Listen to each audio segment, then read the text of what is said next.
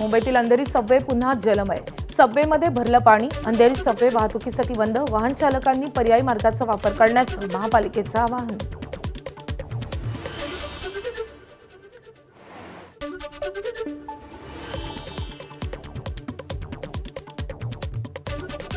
अंधेरी सबवेमध्ये उभा आहे आणि या ठिकाणी आता पाणी भरायला सुरुवात झाली आहे. सध्या मी दाखवू शकतो कशा प्रकारे 1 फुटापर्यंत सध्या पाणी भरायला या सबवेमध्ये सुरुवात झाली आहे.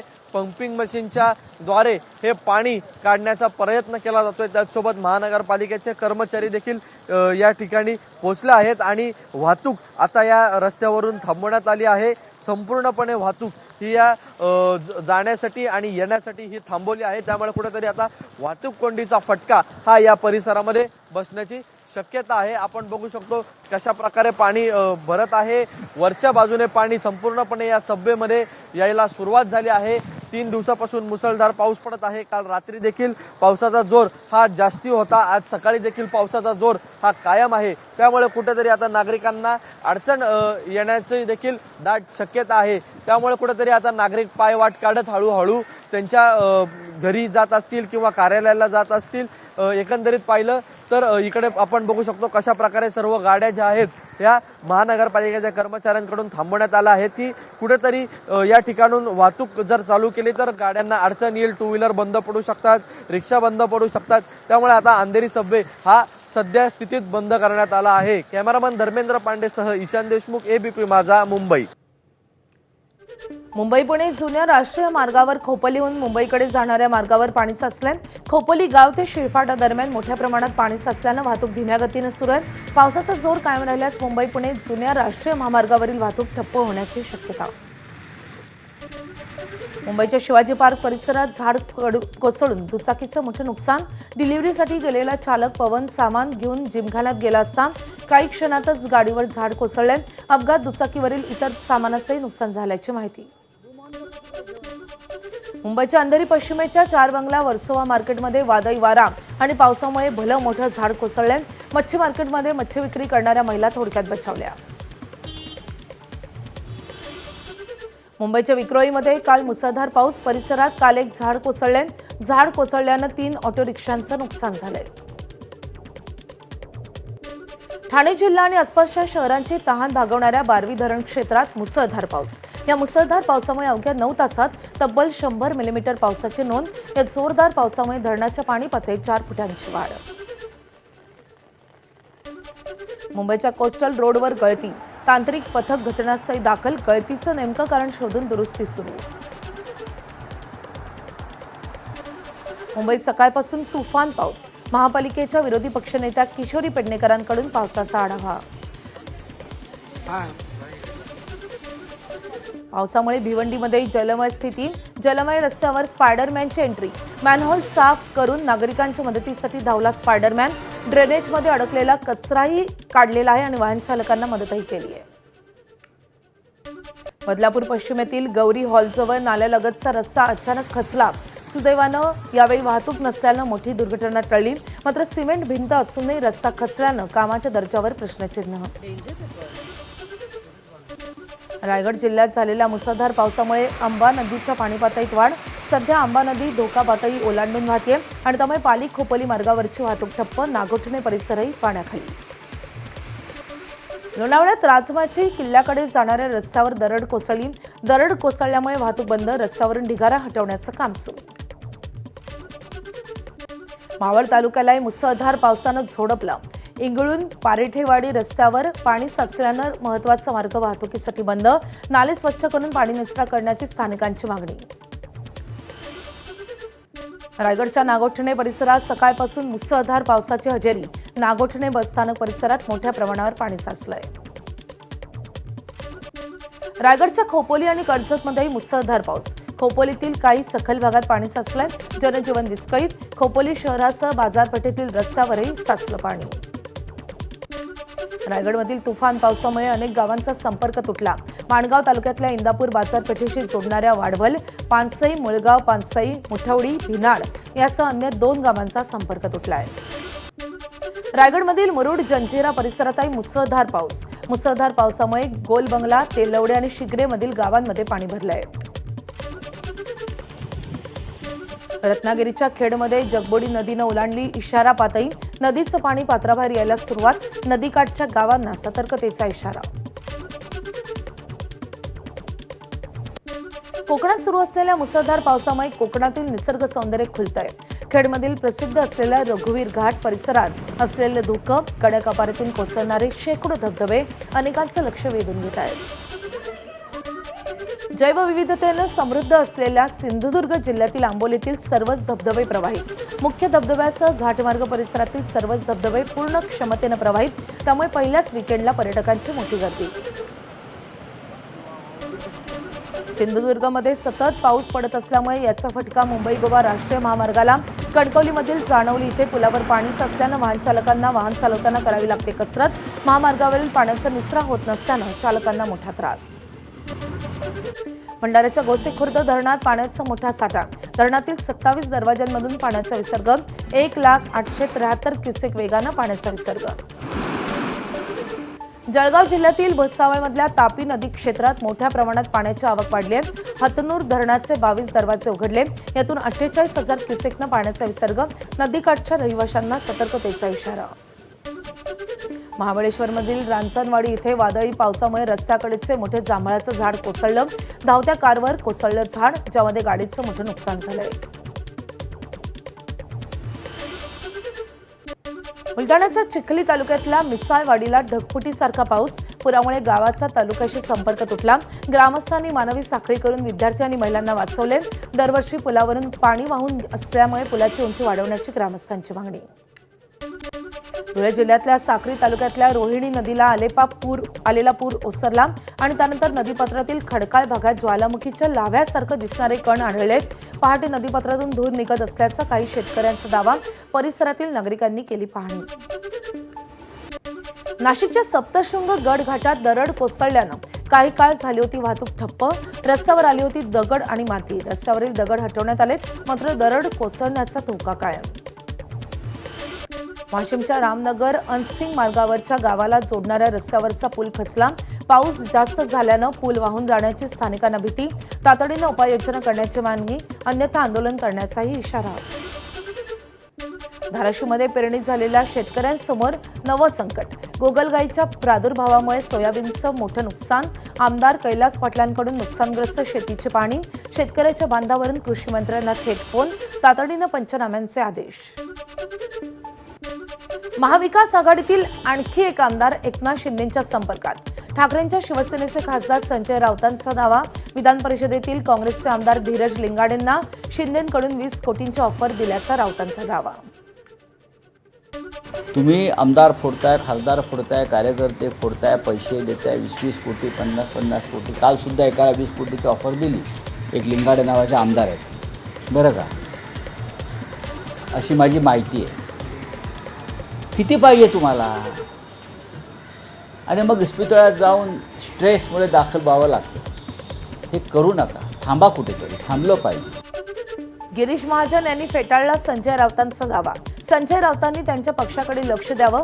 गिरीश महाजन यांचा संजय राऊतांना टोला. सगळ्यांना कोणाला 50 खोके सांगतात, कोणाला 100 खोके सांगतात, खासदारांना कोणाला 20 खोके. त्यांच्या मनातील ते आकडे सांगत असतात. आता ते मी त्यांना सांगतो की बाबा तुम्ही तुमचे लोक सांभाळायची बडबड करण्यापेक्षा ते त्यांना सांभाळत नाही. आणि उगाच दुसरा काय म्हणतो, हा काय म्हणतो, तो काय म्हणतो, तो काय म्हणतो, जायला लागलं की म्हणतो जा, आम्हाला गरज नाही, आमची दारं उघडी आहेत. मला वाटतं यामुळे टिकणार आहे का हा पक्ष? काँग्रेसचे आमदार धीरज लिंगाडेंकडून ऑफर आल्याचा इन्कार. तसेच संजय राऊतांनी केलेला दावा त्यांनी फेटाळलाय. माननीय संजय राऊत महाविकास आघाडीचे नेते आहेत. त्यांनी असं स्टेटमेंट कसं केलं हा मलाही आश्चर्य आहे. परंतु हे साफ खोटं आहे. अशी कुठलीही ऑफर आणि कुठलाही फोडाफोडीचा प्रयत्न माझ्या संदर्भामधली जी काही स्टेटमेंट जे केलेलं आहे हे चुकीचं आहे. उद्धव ठाकरे यांनी बोलावली आमदारांची बैठक. मंगळवारी संध्याकाळी 7 वाजता बैठकीचं मातोश्री इथे आयोजन. खासदार फुटीनंतर आमदारांच्या फुटीबाबत सुरू असलेल्या चर्चा आणि पावसाळी अधिवेशनाचा शेवटचा आठवडा असल्यानं उद्धव ठाकरे आमदारांसोबत चर्चा करणार. छत्रपती संभाजीनगर जिल्हा मध्यवर्ती सहकारी बँक निवडणुकीत महायुतीचा विजय. 12 पैकी 11 जागांवर महायुतीचे उमेदवार विजयी. मवियाचा एकच उमेदवार विजयी. यापूर्वीचे शिवसेना आणि भाजपचे 8 उमेदवार बिनविरोध. विजयानंतर महायुतीचा जल्लोष. रामाच्या नावाने भक्तांकडून जमा झालेल्या दानाची लूट करण्यात आल्यानं त्याचं संभाजीनगरमध्ये ठाकरेंच्या शिवसेनेकडून आंदोलन करून करण्यात आला निषेध. अंबादास दानवे यांनी घंटानाद करून दोषींवर कारवाईची केली मागणी. शहरातील सुपामीर हनुमान मंदिरात केला घंटानाद. नागपुरात मानसिक आरोग्यावर आधारित सन्मार्ग माइंड वेलनेस या कार्यशाळेचं आयोजन. सरसंघचालक मोहन भागवत यांची उपस्थिती. इतर नेत्यांनी लावली कार्यक्रमाला उपस्थिती. मराठा आरक्षण प्रश्नी पुन्हा सरकारकडून फसवणूक. आता पुण्यातून आंदोलनाची दिशा ठरणार. प्रसंगी पदवीधर निवडणुकीत उमेदवार देऊ. सांगलीमधील मराठा क्रांती मोर्चाच्या पदाधिकाऱ्यांची आक्रमक भूमिका. शक्ती संस्थेला वाढीव निधी आणि संस्थेला निर्णय घेण्यासाठी स्वायत्ता बहाल करण्याबाबत देखील शासन उदासीन आहे असल्याचे दिसून येत आहे. याबाबत सुद्धा सरकारनं तात्काळ निर्णय घ्यावा आणि हा निर्णय न घेतल्यास सामाजिक व राजकीय आंदोलन आम्हाला उभं करण्याशिवाय पर्याय राहणार नाही. नाशिकच्या मालेगावामध्ये वंचित सम्यक विद्यार्थी आघाडीची बैठक. शिक्षण मंत्री दादा भुसे यांच्याकडे टीईटी पेपरफुटी प्रकरणी राजीनाम्याची मागणी. 8 दिवसात मागण्या मान्य न झाल्यास राज्यव्यापी आंदोलन करू असा इशारा. वेळ पडल्यास कुणाला न सांगता स्वतःहून राजीनामा देणार भुसेंचं वक्तव्य. कधी न होणारी गोष्ट आहे. कुठे झालं कोणी राजीनामा दिला नाही. आपण जर दिला तर ऐतिहासिक निर्णय राज्यामध्ये घडेल. दादा ज्या वेळेस द्यायचा राहिलं कोणाला न विचारता पण देईल. हर्षा गायकवाड शिक्षण मंत्री होत्या. त्यांनी देखील याच पद्धतीने घोटाळा केला. त्या मालेगावला माहिती आहे. अहिल्यानगरच्या मढी देवस्थानच्या जमिनीवर झालेल्या अतिक्रमणाच्या विरोधात भूमाता ब्रिगेडच्या अध्यक्ष तृप्ती देसाई आक्रमक. देवस्थानच्या जमिनीवर अतिक्रमण करून सुळे महाराजांनी मठ थाटल्याचा आरोप. या मठाची जागा कानिफनाथ देवस्थान ट्रस्ट आणि वन विभागाची. पोलिसांनी दखल घेऊन कारवाई करण्याची मागणी. कानिफनाथ देवस्थान ट्रस्टची जी जमीन आहे जी अतिक्रमित केलेली आहे. जे कोणी ट्रस्टी असतील तिथं जे कोणी ते मठ चालवत असतील त्या सगळ्यांना माझी विनंती आहे की तातडीनं ते अतिक्रमण हटवावं आणि कानिफनाथ ट्रस्ट जो मडीचा आहे ज्यांची ती जमीन आहे त्यांची ती जमीन जी आहे ती त्यांना तुम्ही परत जी आहे ती व्यवस्थित द्यावी. नाशिकच्या मालेगावात SIR सर्वेक्षण सुरू. BLOंकडून घराघरात जाऊन मतदार नोंदणीसाठी आवश्यक फॉर्मचं वितरण. पात्र उमेदवारांचं नाव मतदार यादीत राहावं यासाठी मतदारांना फॉर्म भरण्यासाठी इस्लाम पक्षाची मदत. छत्रपती संभाजीनगरच्या मुकुंदवाडी, राजनगर आणि फुलंब्री परिसरातील शिक्षकांची SIR आणि BLO कामांबाबत आर्तहाक. खराब रस्ते, दुर्गम भाग आणि अपुरं सहकार्य यामुळे शिक्षक हैराण झाल्याचा दावा. अध्यापन आणि निवडणूक काम एकाच वेळी करणं अशक्य असल्याचं शिक्षकांचं म्हणणं. यवतमाळच्या आर्णी तालुक्यात स्मार्ट मीटरचा धक्कादायक प्रकार समोर. बोरगावात सुरेश आडे यांच्या घरी मीटर सुरू होण्यापूर्वीच 1070 रुपयांचं वीज बिल. कनेक्शन आणि वापर नसताना बिल कसं आलं असा प्रश्न. संजय गांधी राष्ट्रीय उद्यान बचावासाठी ठाण्यात पर्यावरणप्रेमींनी मानवी साखळी करत केलं आंदोलन. ठाण्यातील मानपाडा ते खेवर सर्कल दरम्यान मानवी साखळी. उद्यानालगतची 193 एकर जमीन वनविभागाला हस्तांतरित करण्याची मागणी. अहिल्यानगरच्या बुरुडगाव कचरा डेपोला लागलेली आग 2 महिने होऊनही धुमसतीये. या धुरामुळे शेतकऱ्यांच्या पिकांचा आरोग्याचा प्रश्न निर्माण. महापालिका आयुक्त यशवंत डांगे यांच्याकडून आग विझवण्याचे प्रयत्न करण्याचं आश्वासन. नागपूर जिल्ह्यातील रामटेक जवळच्या नेरला गावामध्ये एका घरात नागाची तब्बल 40 पिल्लं. ही सर्व पिल्लं सर्पमित्रांना सुरक्षित नैसर्गिक अधिवासात सोडून दिली आहेत.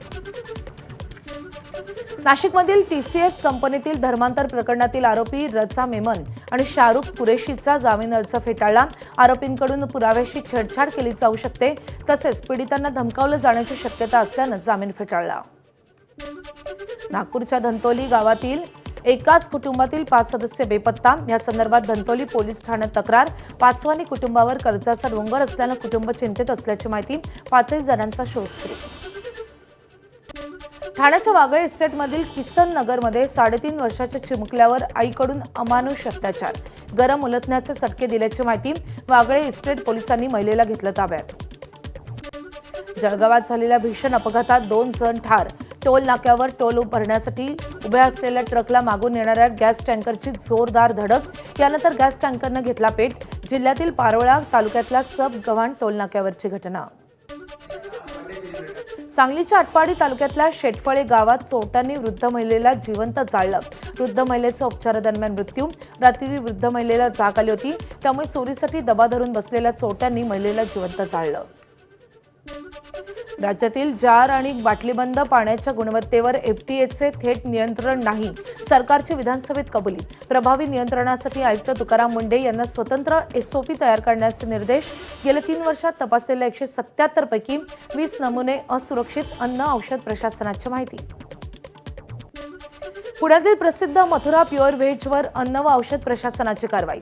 अन्न पदार्थांच्या चाचणीचे अहवाल येईपर्यंत हॉटेल बंद करण्याचे आदेश. पुण्यातील 7 रेस्टॉरंटवर एफडीएची धाड.